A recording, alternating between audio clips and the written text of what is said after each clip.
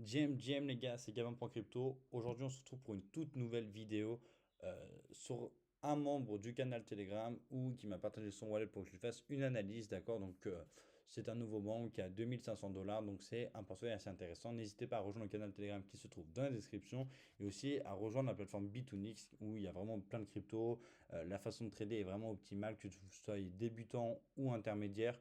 La facilité de comprendre, etc. C'est très facile. Donc, attaquons maintenant tout de suite sur l'analyse du wallet du membre. Donc tout simplement, on peut voir, donc du coup, comme je vous ai dit, il a un wallet à 2500 $, donc je trouve ça bien, d'accord.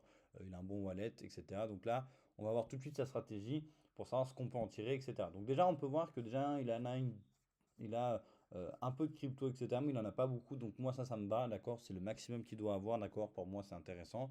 Ensuite, on voit quand même qu'il a pas une expo dégène sur n'importe quoi, même si pour moi, je trouve que ces quatre 5 premières cryptos, pour moi, c'est un peu trop d'allocation, mais voilà.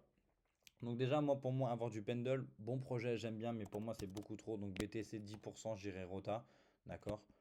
Tac, hop.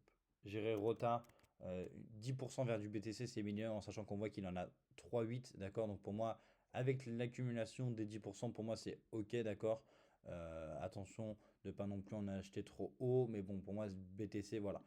Un mythe, c'était là qu'il fallait en acheter, et puis là, vraiment en acheter beaucoup. Ça, c'est pas descendu aussi bas. Mais pour moi, même acheter à 90 ou quoi, euh, voilà, tu sais que c'est un peu de la sécurité, etc. Mais je comprends que tu veux pas spécialement en acheter maintenant, donc il mis plutôt les rotas vers de l'USDT, puis des fois injecter dans d'autres projets comme ça. Tao, pareil, tu rotas 10% vers du Solana, pour moi, d'accord, vers du Sol. Parce que pour moi, c'est trop sur du Tao. Au moins, tu as un Tao à 5%, pour moi, ça me va, ça me choque pas, même si moi, je suis pas spécialement fan du Tao, etc. Mais c'est un projet à vendre dans son portefeuille, pourquoi pas, d'accord? Ensuite, Render, pour moi, pareil, il en a beaucoup trop, bon projet, etc. Mais après, ça dépend où tu en as acheté, d'accord? Pour moi, du Render,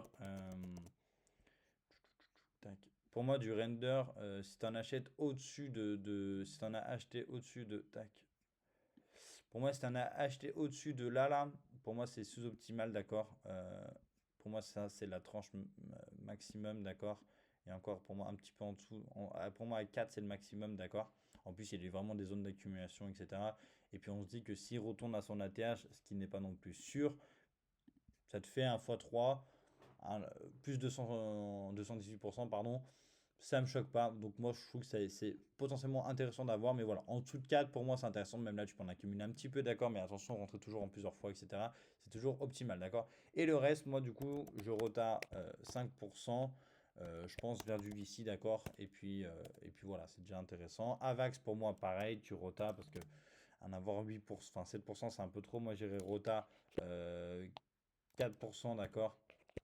4% encore vers du VC, puis après on s'arrêtera sur du VC, parce que du coup ça te fera du 9-10% de VC, ça me va super. Link, pareil, je rotate tout pour moi, parce que c'est pas un projet qui m'intéresse. Je trouve que certes c'est un bon projet qui touche un peu de tout, c'est en plus un projet USA, donc c'est pas mal avec Trump ou quoi, mais je trouve que c'est pas spécialement optimal. Donc à la limite, moi j'irais rota vers du WIF, d'accord. Tac, WIF à 2%. Pour moi, 2% du WIF, Rota 2% du POP 4. Et à la limite, tu gardes le reste en ligne si tu veux, d'accord? Donc POP 4 en dessous de 30, pour moi, c'est la zone à avoir, d'accord? Même si je pense que c'est dommage que tu aurais pu vraiment avoir le temps de là d'accumuler ici. Là, moi, j'ai accumulé, d'accord? Donc, c'est dommage, mais après, voilà, du POP 4, pour moi, ici, il va retourner dans cette zone de 27-30 là. Donc pourquoi pas en racheter en dessous de 30, d'accord, en plusieurs fois, d'accord. Et ensuite du WIF, d'accord. Pour moi, du WIF, le WIF, pour moi, en dessous de 50, ça me va, d'accord. Moi, vous voyez, j'ai acheté un peu trop la première, même si là, j'étais rentré doucement. Et je suis rentré doucement sur les deux, d'accord. Parce qu'après, pour moi, WIF, c'est pas non plus optimal, mais il faut en avoir, d'accord. Faut en avoir, au moins, si elle pump, bah, ça me fait toujours un peu d'argent. J'en ai pas beaucoup de WIF, mais j'en ai, d'accord. Quand c'est un bleu clair comme ça, c'est que je suis pas rentré fort. Là, j'ai voulu rentrer fort ici, d'accord. Mais pour moi, je suis allé chercher de l'argent ailleurs et je suis content de m'être exposé ailleurs et plus fort. Donc pour moi, voilà, je ferai ça. Ondo, pour moi, juste je rota je descendrai de 1%, d'accord, sur du Believe, d'accord, donc un projet même CoinCTO qui est très intéressant et qu'on en parle régulièrement dans le groupe, vraiment un bon projet. AAV, moi pour moi c'est ok, t'en as peut-être un peu trop, mais si t'es bien rentré, je trouve ça intéressant, d'accord. Si t'es bien rentré, pour moi je trouve ça intéressant. Mon trading view bug. Bref, ça bug. En tout cas, si t'es pas rentré sur du AFV, je trouve ça ok. Seul pour moi, ok si tu accumules ce que je t'ai mis en haut, et pour moi je trouve ça intéressant. Suis si t'es rentré en dessous de 2,30, pour moi c'est ok aussi, d'accord. BNB, si t'es rentré en dessous de 550, pour moi c'est ok. XRP pour moi faut rota parce que je trouve ça sous-optimal. Je trouve que si tu vas pas aller chercher de la performance. Pourquoi il bug autant? Bon, c'est pas grave. Moi j'irai rota vers du FOG, d'accord, en dessous de 0,40, moi je trouve ça intéressant. En dessous de 0,40 du FOG et du Fartcoin à attendre. Donc pour l'instant, non. Et du Pengu, d'accord? J'irai rota du Pengu. Donc du FOG en dessous de 0,40 et du Pengu en dessous de 0,7. Pour moi, c'est optimal. Donc pour l'instant, c'est encore bien, d'accord? Moi, c'est pareil, je suis rentré en plein de fois pour pas le rater. Là, je suis rentré en toute petite expo, la petite, la grosse et la très grosse et la moyenne. Voilà, au moins mon Pengu, là, déjà, vous voyez, moi, j'ai une zone d'achat en dessous de 0,10 et ça, c'est le but.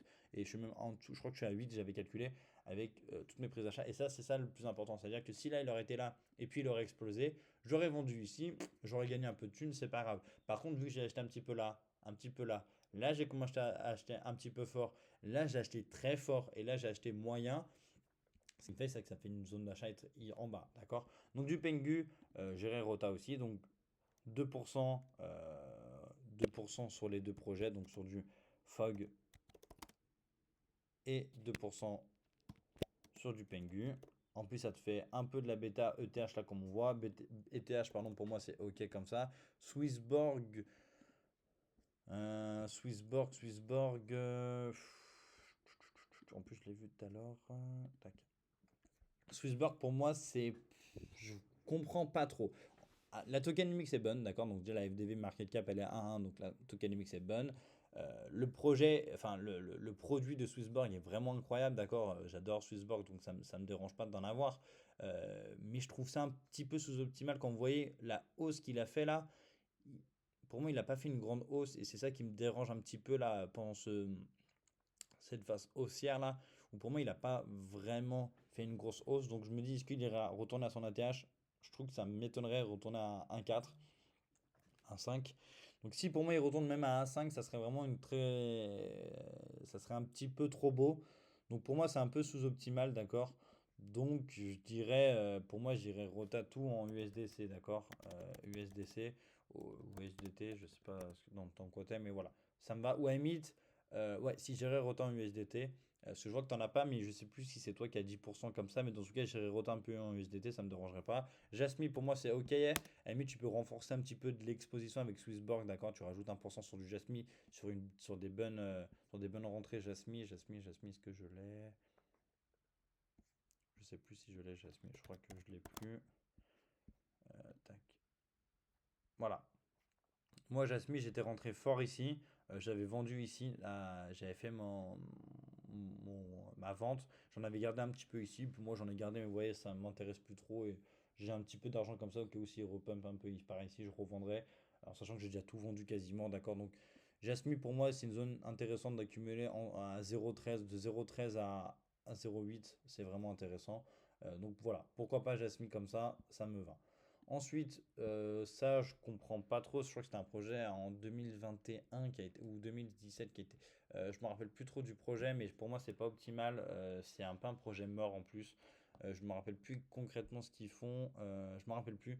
Mais pour moi, j'irai Rotatou. J'irai Rotatou via du CKB. D'accord? CKB avec une bonne zone d'achat, des bonnes zones d'entrée, pardon. Je trouve ça intéressant. CKB ici. Voilà, pour moi, entre. Donc ici. Pour moi, ici, c'est la bonne zone d'entrée, d'accord? Euh, pour moi, là, on y est encore. Hop, non, pas aussi bas. Pour moi, comme ça, là, c'est une bonne zone d'entrée. Moi, j'étais rentré, comme je vous ai dit, non, ça c'était le Jasmine que je vous ai parlé, mais là, le CKB, je suis rentré ici, j'ai fait mon 100%, j'ai tout vendu, d'accord? Ou j'avais vendu 80% de ma, de mon bag. Et après, j'ai laissé couler un petit peu. J'en ai racheté là en bas. euh, et du coup, moi, ça me va comme ça. Je ne mets pas plus parce que voilà, j'ai d'autres argent à mettre autre part. Mais du coup, voilà, ça me va. Donc, Rota, CKB et tout. J'y mettrai aussi avec ici, d'accord? Donc, j'irai Rota avec du CKB. Rota, CKB, les deux, d'accord? Tout. Ça te fait une expo à 3%. Je trouve que c'est pas mal. C'est là où tu peux aller chercher aussi une très bonne, euh, une très bonne tout simplement exposition. Ou à la limite, gérer Rota, je viens d'y penser. Peut-être vers du GIA 16Z, d'accord? GIA 16 Z. Gérer Rota, ouais. Gérer Rota les 2% quasiment. Je trouve ça intéressant. Et là, Fed, ok, même si je suis pas fan de Fed, c'est un projet IA. Après, c'est un bon. Enfin, je sais pas ce que ça va donner en fait pour moi, donc j'en ai pas acheté et j'en achèterai pas. Mais se retourne vers leur ATH, mais est-ce que. Mais malgré tout, ouais, quand on compare par rapport à Swissborg, vous voyez, à la hausse de fin d'année, il était monté haut quand même. Donc on se dit que voilà, s'il y a une phase de poussée assez haute, il va monter un petit peu.